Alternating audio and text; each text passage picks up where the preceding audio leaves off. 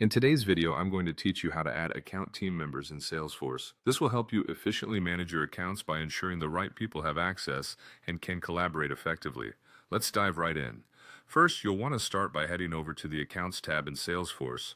This is your hub for all things related to your accounts and where the magic begins. Once you've navigated to the Accounts tab, you'll need to pick the specific account record you wish to work with. This record is the one to which you want to add team members.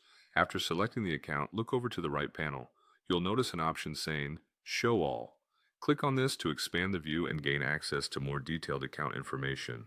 Once the detailed view is open, you should see the Account Teams section. This is the feature in Salesforce that allows you to involve other users as part of the team managing the account. From there, look to the top right corner where you'll find the Add Team Members option. Clicking this will open up a new interface where you can start adding the people you need on your team. This is an important step as it sets the stage for assigning roles and responsibilities. Next, you'll be prompted to select users you want to add as team members. It's crucial here to choose colleagues who are relevant to the account management process and who can contribute effectively. After selecting the desired users, you'll need to assign each of them a team role and specify their access level. Now, this part is key to ensuring your team members can perform their duties. Salesforce offers different roles and access levels, so make sure to select the most appropriate one for each team member according to their responsibilities. Finally, once you've carefully assigned roles and access levels, don't forget the all-important step of clicking Save. This finalizes the changes and commits your team configuration, allowing everyone to begin collaborating on the account immediately. And there you have it. By following these straightforward steps, you've added new account team members in Salesforce, setting your team up for better collaboration and success in account management.